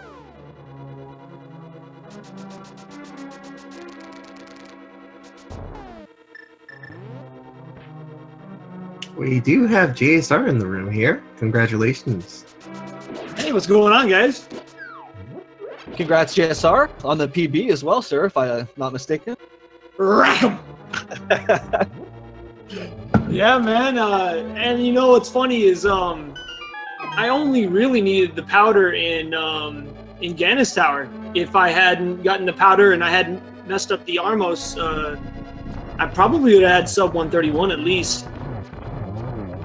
Yeah, that was a pretty good run overall. Do you have just any quick general thoughts about it so far? Every boss battle except for the Armos was pretty clean. Ganon was okay. But that's probably the first time I've ever had a clean Diddy, cold stare, almost messed up at Trinex, but I was, you know, the funny thing is having powder in my pocket completely made me confident, and there was never any moment where I felt like I needed it, even though I did in Ganon's Tower, obviously, but I'm getting close. I'm this close to being to the point where I don't need powder anymore in any situation, and that feels really nice. Nice. Also joined by TheSabin here as well. GG, sir. Thank you, thank you. GG, sir. Congrats. Yeah, you too, Jess. I saw that we were close together during the whole race, so that's good. Yeah, I've been practicing hard. I wish I'd had more time this week to practice. I've been working a lot of overtime, but when I can, I've been practicing offline, and it's really paid off. It mostly thanks to these two gentlemen calling the race. They've been a humongous help for me. I don't know about that, but I'll take some credit, I guess. Well, So, shouts out to Hie for all of the help he's given me, all the coaching. And shouts out to you, Zyrek, not only for help, but as we've been PBing and our times have been lowering and stuff, it's been kind of a nice, almost friendly rivalry, so to speak. It's been really cool between me, you, Rez, Unos, everybody working hard to get our PBs down. Yeah, for sure. So TheSabin, generally, what did you think of your run overall? A lot of things I'd never done in the run before, like missing the Quake pool like on 3 times. That was a little funny. Do it twice and tried to drop a bomb into it. Didn't work, so I tried to pick up the sign. Didn't work as well. So yeah, that sign one was really something. Can't jump off the ledge with it. Yeah, I learned that. I learned 2 things: that and the bomb doesn't work. So I guess I'm wrong. Hard. But yeah, but really super clean run overall, I think. I mean, like a couple of problem rooms, like the Ice Palace bomb jump room as well. But I mean, other than that, I mean, I was really impressed with your overall movement throughout your run. Would you agree with that assessment? Yeah, I'm not like a super quick speedrunner, but I'm like I try to go consistently. Like I'm doing consistent strats that are like easy and consistent for me. So that's what I'm going for with doing the races. It's not doing PB attempts and doing different stuff, but doing races like that, it's a different mindset I have to apply. Yeah, no, good stuff. I really thought your run overall was really nicely done. It was sort of unfortunate that DRock ran into a few problems here and there. Yeah, seeing the Moth death, missing the other parts. I know he died on Moth, but He also had a Trinex death as well. And Vitreous as well. He was yeah, DRock's DRock had a, I'm sure what he would consider a subpar Lambolas for himself, but other than that, he was doing really well up until the Moth death, and then things sort of unravel a little bit for him. But yeah, me and DRock, our RPBs are close together, so people are. It's. I would have expected DRock to be close between me, but fortunately, he had a situation where that's the thing about this game, where when you don't practice or you die somewhere, your morale goes down and it goes downhill from there. It's. Yeah, this game really can do that to you. I can attest to that. Especially when you die to Mothula, because then you have to, farm magic and you're low on health. And yeah, I mean, that's one of the ones. Same with like Vitreous. It's just so, or Cold Stare. It's just so demoralizing. You just want to forfeit. Yeah, for sure. But overall, you guys especially, really super consistent, really nice runs for the both of you. 1 PB, and Sabin, you were within a minute and a half of yours, give or take? I think I was on good pace before Ice Palace, but I'm not sure. I don't run splits when I race, so I guess I would assume that was good, but I'll never know. Yeah, no, you looked like you had a shot at sub 130 at the Mire Torches for sure. So yeah, it was really nice run from both of you guys, especially in a race situation. Yeah, I'm hoping I can get the times consistently closer to the 130 mark. That's my short-term goal, is to get that sub 90. That way, me and Unos are kind of racing to be the first sub 30, 80, 90 runner in the world, and he's close too. So it just helps that I'm in the tournament, and it gives me that extra inspiration to keep practicing. Absolutely. Any other questions for our runners here, Hiei? We can watch DRock drop into Ganon, and c0smoh is on Trinex. Not really. I think you guys had a fantastic run for us. Thank you so much for letting us commentate this run and put it on the show. Thank you, Hiei. My chat has a question for you guys. They want me to ask you how you generated hype via commentary. Man, we tried. We really tried.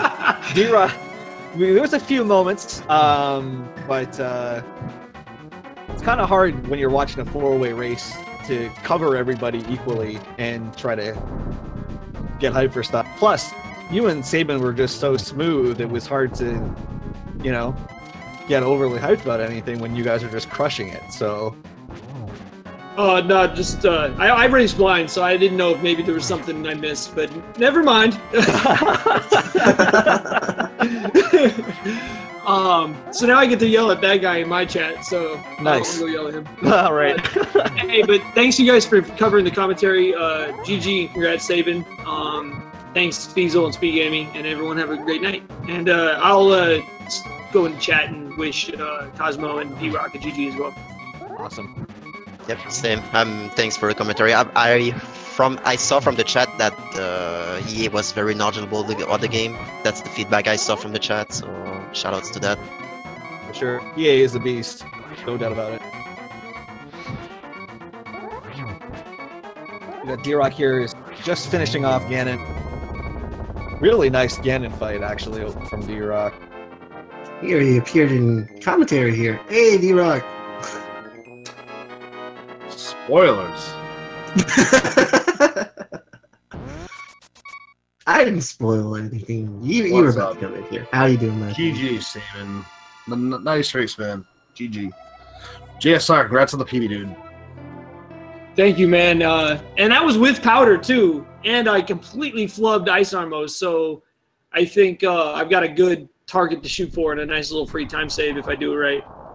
Yeah, DRock, sorry about your death. I know you were looking forward to that race a lot, so... It's all good, dude. I had a Hera to remember here, and it didn't get any better from that. I think I was on tilt from Hera, and it just got worse and worse and worse. But I did get a 552 escape, and that was a gold. Nice, that's actually better than mine. Yeah, the escape sequence, actually, now that you mentioned that, DRock, was actually really nice. Like, all three of you guys had really nice ones, because I think it was like 552, 554, 555, I think, for you, Sabin, and then JSR, I think, was just like 1 second behind you. So the escape sequence was really quick from all three of you. Nice. That's hype to see, though. I'm glad we were all pretty close for the opening there. Yeah, all three of you guys were essentially running neck and neck through Desert Palace, I think. With Desert was, I think, was where it started to split open a little bit. Sabin, you actually had a really, really clean 3-cycle landmo, I think, for your Switch, gave you a bit of a lead on your competitors. I think I had a 3-cycle landmo. Like, the RNG was there, it's just spamming arrows, and they were lined up perfectly. I ran into a bunch of stuff too. I had to mirror out with Saha because I got hit during the kill Kiki thing.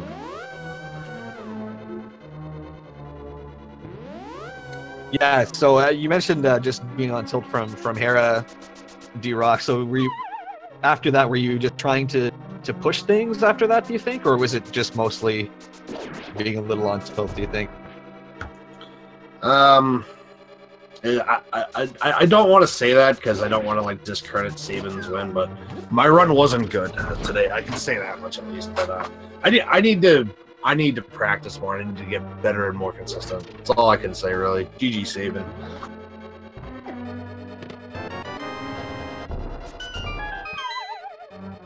Oh, really nice little bonk jump over Bob there.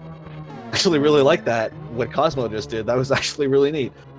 Never seen anybody do that before.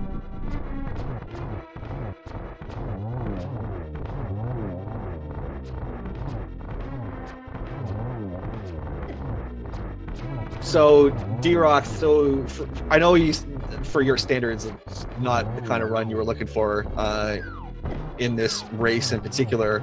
I thought your boss fights up until Mothula were really well done. Any other positives that you could pull out of that one, do you think? As far as that goes, I mean, yeah, I say the boss fights were pretty clean. Nothing too bad. I did die to Vidi, but that was more of a mistake on my part. I didn't go down far enough after the third spin. I generally like to practice every boss fight before a run, and Landmo especially, you know, cold stare, like the big ones that are really easy to die to. I guess a lot of my issues with this run were really just in dungeon sequences, aside from the Vidi death, of course. Yeah, the Gibdale hallway there was a bit of a rough patch for sure. Yeah, that was see, I've been told to change and dash up the left side of that hallway, and I think I'm gonna start looking into that.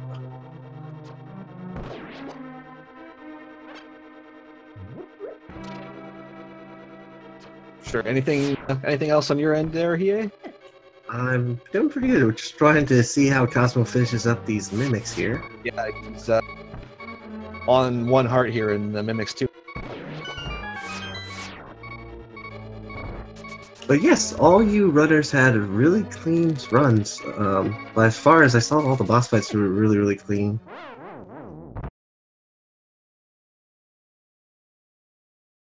I think DRock actually had one of the best blind fights out of the four runners today too. Yeah, no, all you guys had different parts of your runs that you all could absolutely be proud of for sure. It was actually a really interesting race to watch in that regard, especially. Blind's one of those ones that I practiced a lot. That's one of those ones I kind of pride myself on.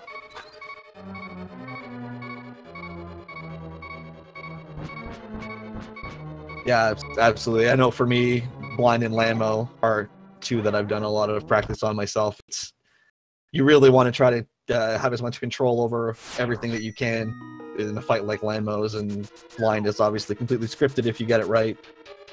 Yeah, the thing with Landmo is no matter how much you practice it, you can practice it and get like three cycles in a row, and as soon as you start a run, you'll get 6 cycles.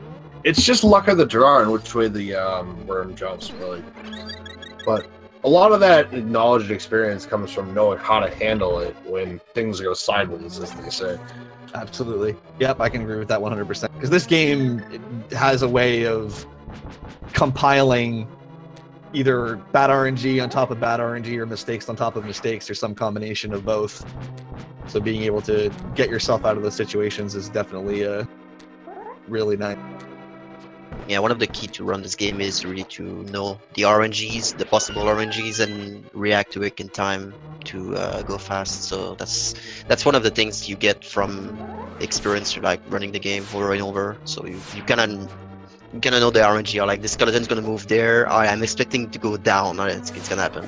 So it just I just noticed, by the way, DRock, did you finish in the speedracing.tv? Did you not finish? It's a good call, JSR. I did not.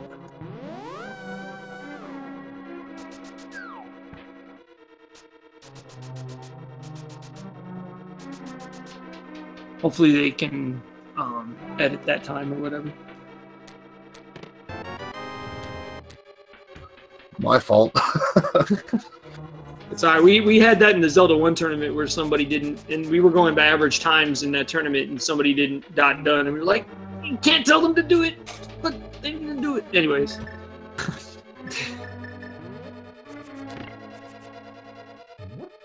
With an official time of 1:48:47, DRock has finished the race. GG, DRock. GG once again.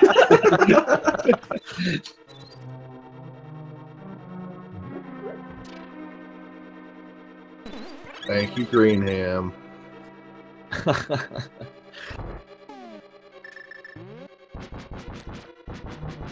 All right, guys. Thanks for popping in and answering all of our burning questions. Feel free to hang around if you want to say GG to Cosmo when he finishes up, but he and I will finish up with him from here on out, I think. But one last GG's to all three of you guys. Great race. Thanks, DRock. Fun race. Rolling now. Yeah, for sure. Thank you again, Zyrak. I appreciate it.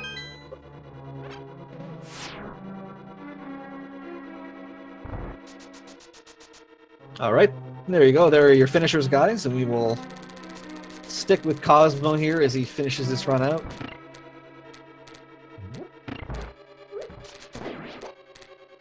Coming in here with a bit more health this time, so should be able to get his way through. As long as he gets past the Cannonball Gauntlet here, he'll have a refill room he can take advantage of. Yes, and here's our actual intentional bonk required by Nintendo. Right. This is the reason why bonk jumping is not considered a glitch, because it's obviously the only way to get over here, so...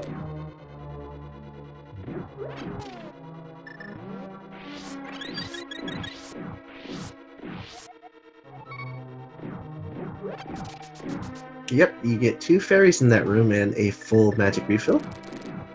Cosmos making full utilization of that. And making its way into the gauntlet here now.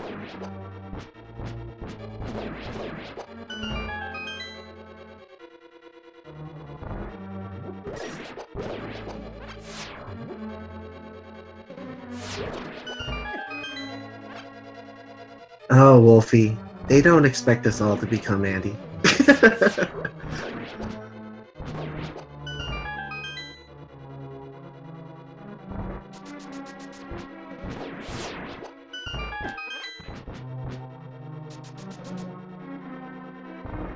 Actually, not a terrible gauntlet here from Cosmo. Actually, a couple of deaths in the mimic rooms there, but otherwise, actually been going quite well.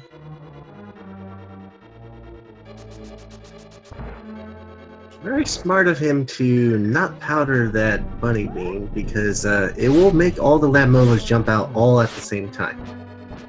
Yeah, the Lanmos actually start their spawn timers in that connecting room, so if you're in that room too long, they will all pop at the same time, which makes the fight a lot tougher to deal with.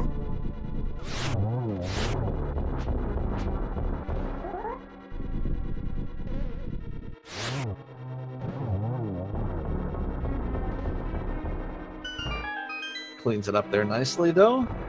He does have a safety fairy in hand here as well.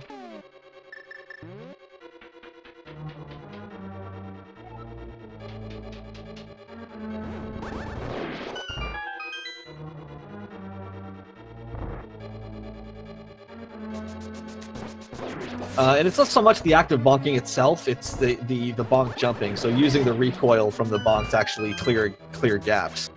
That's the only spot in the game where that's the way the developers obviously intended you to make it.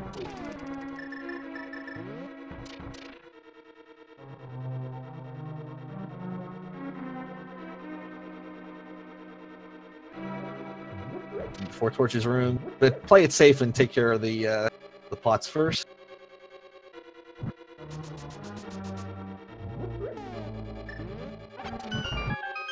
Yep, play it safe. Don't despawn Ganon's tower. Wait for the chime. That's right, yeah. Okay, that's good. We see the sparks. That's always the sign, is once you climb up these stairs, you see those sparks, you kind of take a little bit of sigh of relief. Well, I know. I've despawned Ganon's tower twice in my between Rando and NMG. And the one time I did it at the top of the tower was no fun.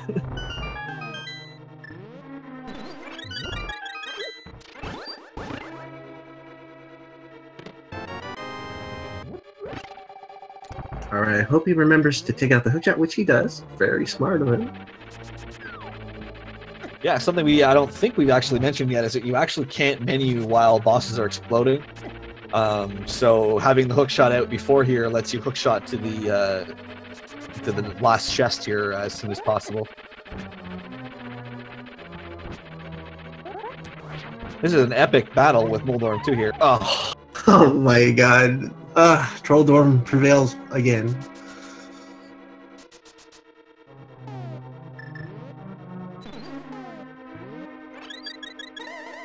What's pretty cool about this room is, let's say if you didn't have powder and you fall into those whiz robes, actually have a high frequency to drop hearts. So that's another place you can try to refill yourself if you don't have powder and such.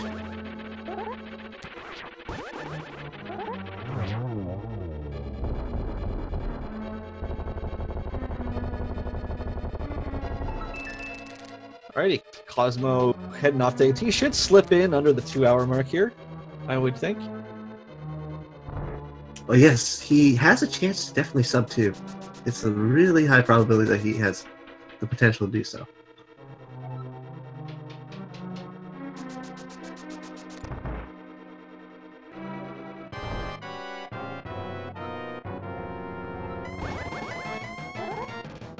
Well, unfortunately, we are about to switch over to Zelda 1 because they have another race in schedule, but feel free to watch Cosmo on his regular stream to finish up the rest of this race for him. Absolutely. Be sure to go cheer Cosmo on on his personal channel. He's just going to finish up Ganon here, but we will be moving on to the Zelda 1 race.